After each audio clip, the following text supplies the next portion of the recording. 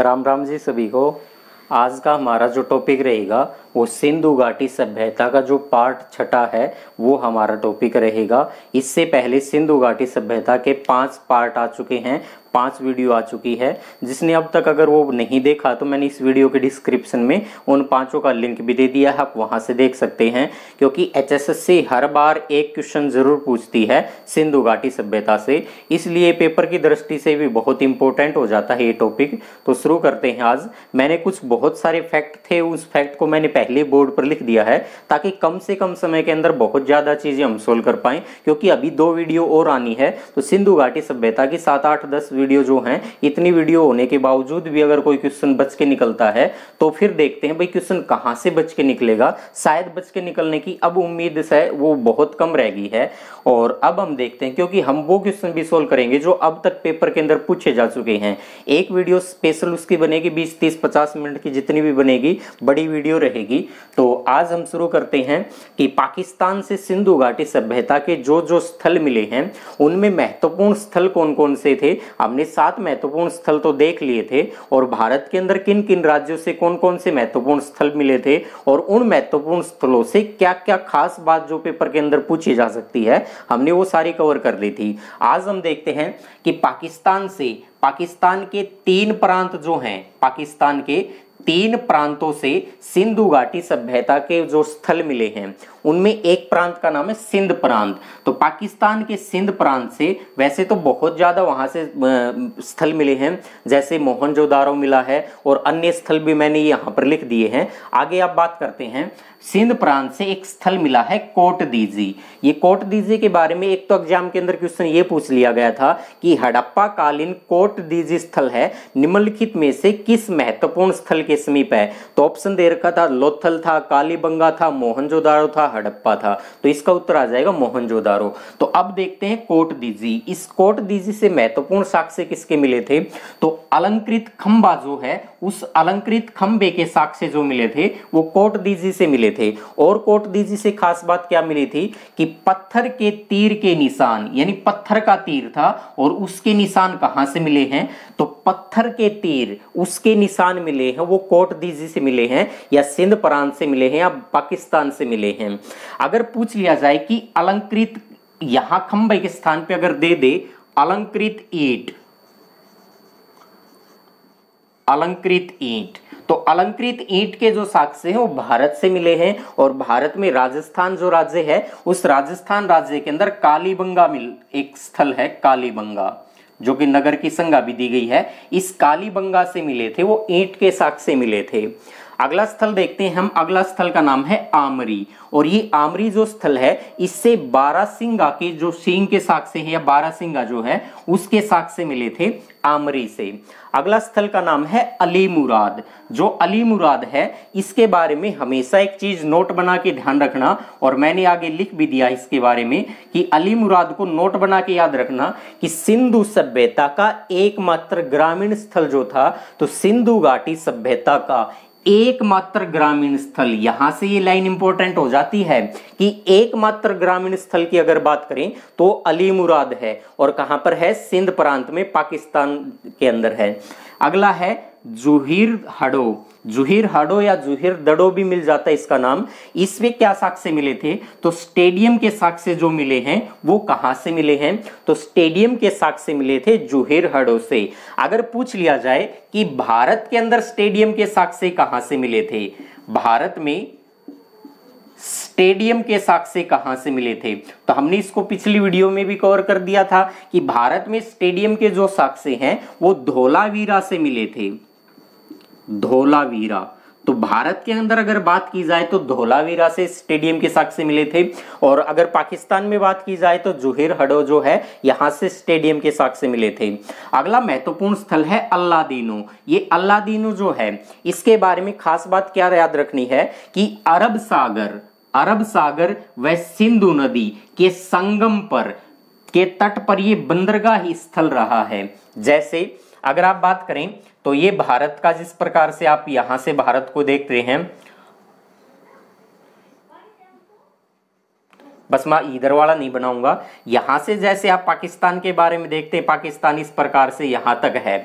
और अगर पाकिस्तान की बात करें तो पाकिस्तान के अंदर जो अल्लादीनो है ये यहां पर स्थित है, पाकिस्तान के सिंध प्रांत में। ये पाकिस्तान का सिंध प्रांत है और इस सिंध प्रांत में यहां से जो एक मानसरोवर झील है तिब्बत में, वहां से एक नदी निकल के आती है और नदी बहती हुई भारत में यहां जम्मू कश्मीर से बहती हुई। लेकिन अब के लिए ध्यान रखना, अब वो जम्मू कश्मीर के अंदर नहीं बहती। जम्मू कश्मीर जिसको पाकिस्तान ने कब्जा रखा था, भारत का जम्मू कश्मीर, उसके अंदर से बहती है। और केंद्र शासित प्रदेश की अगर बात की जाए तो जम्मू कश्मीर से जो लद्दाख अलग हुआ है उस लद्दाख से बहती है और इस प्रकार अरब सागर में आकर गिर जाती है, अरब सागर में।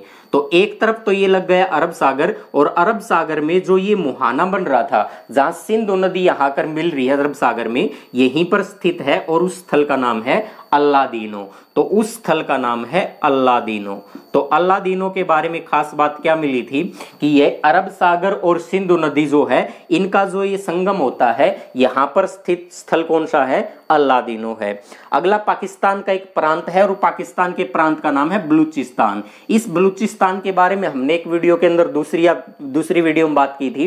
क्या बात की थी कि बलूचिस्तान से 4 महत्वपूर्ण स्थल मिले थे। वैसे तो बहुत सारे स्थल थे, उन 4 महत्वपूर्ण स्थलों में से एक स्थल का नाम था सूत का गिंडोर, एक स्थल का नाम था सूत का को, एक स्थल का नाम था डाबरकोट, एक स्थल का नाम था बालाकोट। तो ये 4 महत्वपूर्ण स्थल मिले थे। इसके अलावा भी अन्य स्थल मिले हैं, जैसे कि एक स्थल है नौसारो, ये भी पाकिस्तान के बलूचिस्तान में है। और यहां से क्या साक्ष्य मिले हैं? यहां से सिंदूर के साक्ष्य मिले हैं। तो सिंदूर के साक्ष्य कहां से मिले हैं? नौसारो से मिले हैं। ये पाकिस्तान में बलूचिस्तान में है।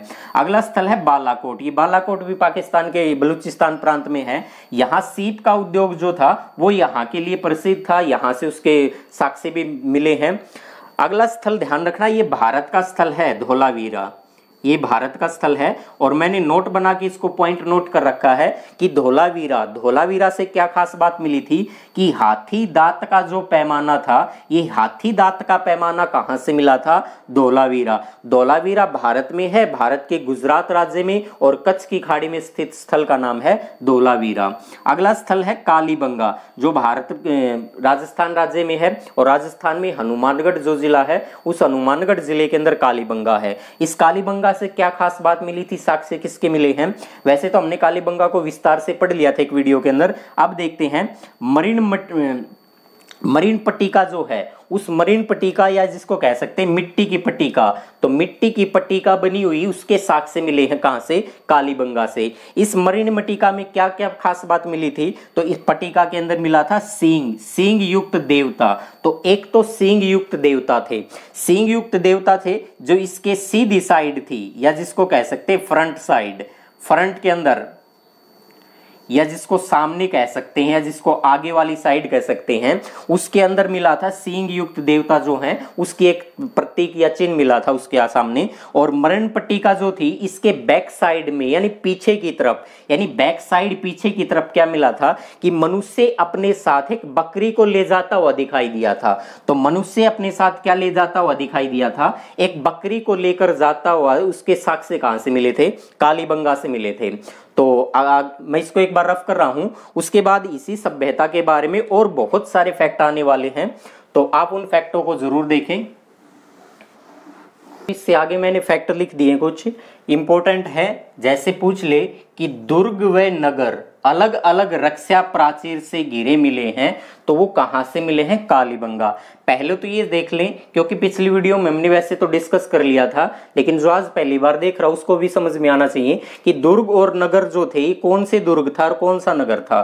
तो सिंधु घाटी सभ्यता के अंदर जितने भी नगर मिले हैं उन नगरों को इस प्रकार से 2 भागों में विभक्त किया गया था।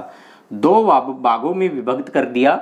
जो पूर्वी भाग था या पूर्वी टीला था, इस पूर्वी भाग या पूर्वी टीला को नगर की संज्ञा दी गई, और जो पश्चिमी टीला था इस पश्चिमी टीला को दुर्ग कहा गया। दुर्ग या इसी को गढ़ी भी कहा गया था। दुर्ग कहें या गढ़ी।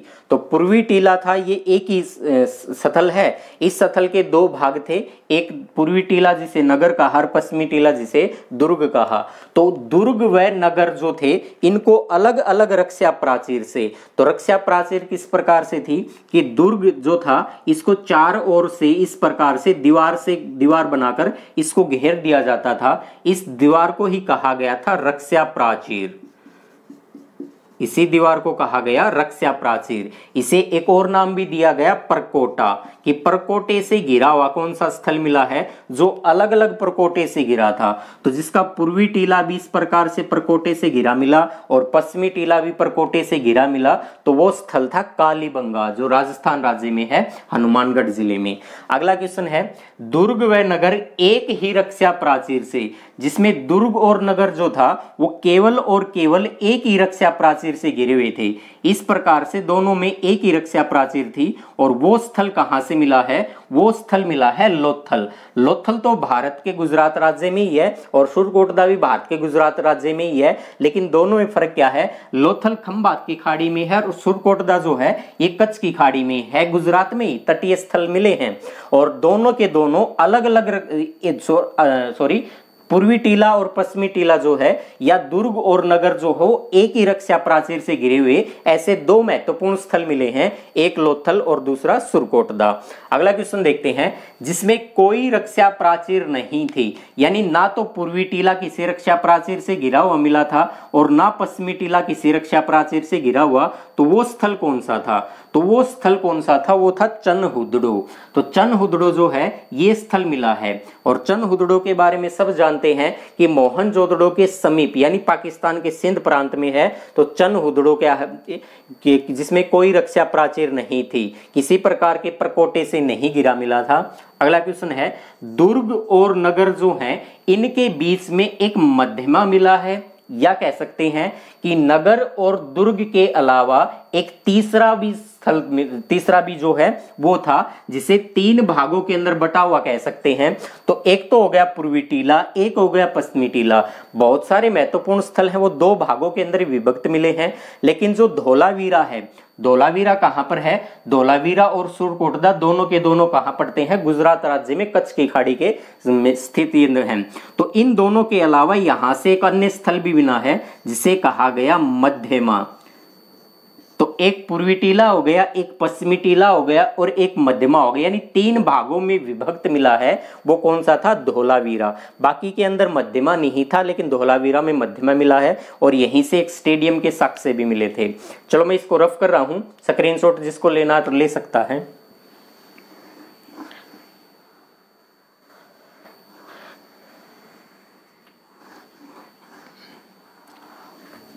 चलो मैं इससे आगे कुछ लिख देता हूं जल्दी से।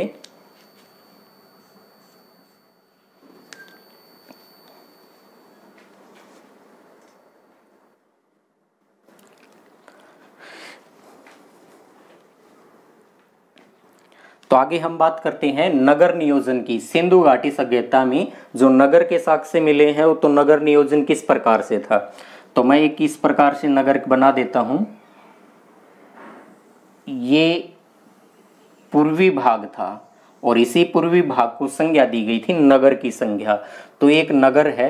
सबसे पहले तो हम ये बात कर लेते हैं, जो नगर मिले हैं उसमें अधिक नगर जो मिले हैं वो आयताकार भी मिले हैं, आयताकार भी मिले हैं और वर्गाकार नगर भी मिले हैं। आयताकार और वर्गाकार दोनों नगर मिले हैं, लेकिन नोट बना के याद क्या रखना था? आयताकार है ये धोलावीरा मिला है। धोलावीरा जो था उसमें नगर जो थे वो आयताकार थे। बाकी के अंदर जो भी नगर थे वो सारे के सारे क्या थे? बाकी के अंदर बाकी जितने भी रह गए महत्वपूर्ण नगर, उनमें के नगर क्या थे? वर्गाकार थे। आयताकार केवल और केवल धोलावीरा का नगर था, बाकी सभी के वर्गाकार नगर मिले हैं। ये नगर जो थे, इन नगर के अंदर हम खास बात देखते हैं कि जो मोहनजोदड़ो है उस मोहनजोदारो के अंदर क्या मिला है कि इस नगर के बीचों बीच इस प्रकार से एक सड़क गई हुई थी। एक सड़क गई हुई थी, वो सड़क उत्तर से दक्षिण की ओर भी आती थी और पूर्व से पश्चिम की ओर भी आती थी। तो पूर्व से पश्चिम की ओर इस प्रकार से चली गई। तो ये जो सड़क थी, इस सड़क का जो चौड़ाई थी चौड़ाई, इस सड़क की चौड़ाई थी वो 10 मीटर थी और इस 10 मीटर की चौड़ाई को मोहनजोदारो या मोहनजोदड़ो भी है, मोहनजोदड़ो में उसे राजपथ कहा गया था। तो मोहनजोदाड़ो में जोदड़ो में क्या मिला था, राजपथ के साक्ष्य से मिले थे। जो राजपथ था उसकी चौड़ाई कितनी थी, 10 मीटर। यानी केवल और केवल मोहनजोदाड़ो से एक राजपथ मिला था जिसकी चौड़ाई 10 मीटर थी। तो एग्जाम के अंदर क्वेश्चन पूछा जाता है कि सिंधु घाटी सभ्यता के किस स्थल से राजपथ के साक्ष्य मिले हैं, तो राजपथ का साक्ष्य मिला था वो मोहनजोदाड़ो से मिला था या मोहनजोदड़ो से मिला था। राजपथ 10 था। अन्य के अंदर जो सड़कें मिली हैं, अन्य नगरों के अंदर, अन्य नगरों में जो सड़कें मिली हैं, में जो सड़क मिली हैं, उस सड़क की जो लगभग चौड़ाई 2.7 मीटर से लेकर 3.66 मीटर तक। यानी अन्य नगरों के अंदर जो सड़क मिली है उस सड़क की चौड़ाई है अन्य नगरों में 2.77 मीटर से लेकर 3.66 मीटर। और अन्य नगरों के अंदर से बहुत सारे जिस प्रकार सड़क मिली हैं, ये सड़क इस प्रकार यहां चली गई, ये वाली सड़क, एक सड़क यहां इस प्रकार से बना देते हैं, तो एक सड़क ये चली गई, एक सड़क इस प्रकार से आ रही है, कोई सड़क, एक सड़क ये आ रही है, एक सड़क ये आ रही है। जो अन्य नगरों के अंदर जो सड़क मिली है उस सड़क की चौड़ाई जो मिली है 2.77 मीटर से, ये जो है ये सड़क है, ये भी सड़क है, यहां भी ये भी सड़क है और ये भी सड़क है, ये यहां भी सड़क है और ये भी सड़क है। क्योंकि लास्ट में चलते चलते हम और कुछ भी लिखेंगे तो थोड़ा सा गली के साक्ष्य से भी मिले थे। इनमें जो गली थी वो गली की जो चौड़ाई थी, गली की चौड़ाई लगभग 1.8 मीटर के आसपास मिली है। तो गली की चौड़ाई जो थी वो 1.8 मीटर मिली थी। पहले तो मोहनजोदड़ो से क्या मिला था, राजपथ मिला था। ये राजपथ यहां आकर मिल जाता था तो राजपथ भी समकोण के ऊपर काटता था, गलियां हैं वो भी समकोण के ऊपर काटती हुई दिखाई दे रही हैं और थोड़ी सड़क है वो भी समकोण पर मिल रही हैं। और इन सड़क के बाद यहां पर जो आती थी वो गली थी, यहां पर जो आके मिल रही हैं वो गली हैं। तो ये हो गई गली, ये होगी गली, और यहां से इस प्रकार से आप गली को समझ सकते हैं, इस प्रकार से बना के ये भी गली है, यहां से भी इस प्रकार से गलियां थी। तो गलियां की जो चौड़ाई थी वो गली की चौड़ाई 1.8 मीटर के आसपास थी चौड़ाई।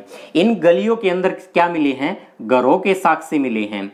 गलियों से क्या मिले हैं, घरों के साक्ष्य। मैं एक घर यहां बना ही देता हूं, एक घर के साक्ष्य यहां से मिल गया, यानी ये एक घर है। और इस घर की खास बात क्या मिली थी उसको एक बार वहां से समझेंगे, लेकिन ध्यान रखें घरों के 2 दरवाजे थे, दरवाजे, घर यहां से लिख देता हूं मैं, घर जो है इस घर के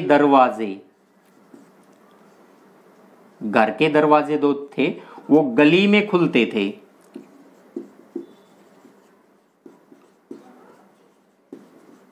घरों के दरवाजे तो वो गली में खुलते थे। यहां से देख रहे हैं ये एक सड़क है और सड़क से एक गली निकल रही है और इस गली के और सड़क के कॉर्नर के ऊपर एक क्या है, घर बना हुआ है। इस घर का जो दरवाजा था, वो दरवाजा कहां खुल रहा है, गली के अंदर खुल रहा है। जबकि यहां सड़क भी मिल रही है लेकिन सड़क की तरफ कोई घर का क्या था, दरवाजा नहीं मिला था। लेकिन इसका अपवाद लिख लेंगे कि लोथल जो है, लोथल में जो घर हैं उस घर के दरवाजे मिले हैं, कहां से मिले हैं, सड़क की तरफ खुले हैं,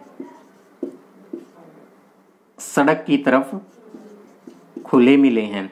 तो घरों के दरवाजे जो मिले हैं वो गलियों के अंदर खुलते थे, लेकिन लोथल में घर के दरवाजे जो हैं वो सड़क की तरफ खुले हुए दिखाई दिए हैं। और घरों से क्या बात मिली थी, मैं यहां लिख ही रहा हूं, और घरों से क्या मिला था, घर से क्या मिला था। एक बार इसको रफ करना पड़ेगा, और रफ करना पड़ेगा या मैं पहले उधर वाले के रफ कर देता हूं, आप उसको एक बार नोट कर ले, क्योंकि घर को भी समझना भी थोड़ा सा जरूरी है, घर को समझना थोड़ा जरूरी है। मैं इस घर को यहां से थोड़ा सा बड़ा बना देता हूं, ये बना दिया घर,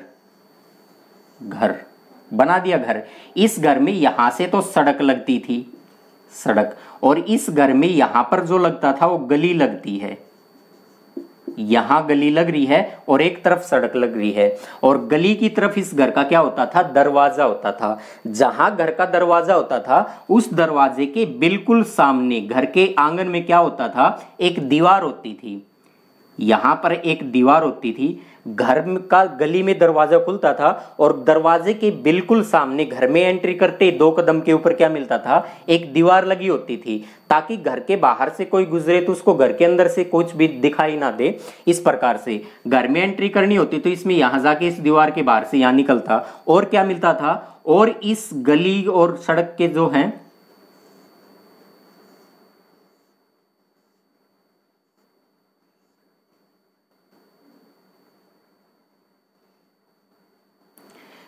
घरों के अंदर जो आंगन मिला है, यहां से एक आंगन मिला है, ये वाला जो है ये आंगन मिला है, और आंगन के तीनों तरफ 3-3 घर मिले हैं, तीन तीन कमरे मिले हैं। आंगन है, आंगन के तीनों तरफ 3-3 कमरे मिले हैं। तो आंगन के चारों ओर जो है वो 3-3 कमरे के साथ से मिले हैं। और आंगन में क्या मिला, आंगन के अंदर एक कुआं मिला है, कुआं मिला। आंगन में कुएं के समीप एक स्नानागार भी मिला है, प्रत्येक घर से मिला है ये। और उसी स्नानागार की या तो विपरीत होता था, और या घर के किसी कोने के ऊपर जहां 2 कमरे मिल रहे थे वहां रसोई घर के साथ से भी मिले हैं, वहां से रसोई घर के साथ से भी मिले थे। तो रसोई घर के साथ से भी मिले थे। तो ये घर मिला था उस घर पे, नोट ध्यान रखना, लोथल से जो घर मिले थे उसके साथ से जो मिले थे वो घर गली में ना खुलकर कहां खुलते थे, सड़क में खुलते थे।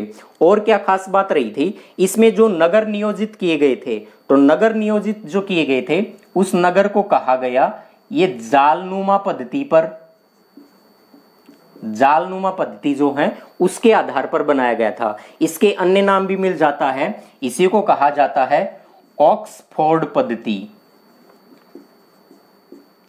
ऑक्सफोर्ड या कई जगह पोर्ट भी मिलता है, पद्धति, ऑक्सफोर्ड पद्धति,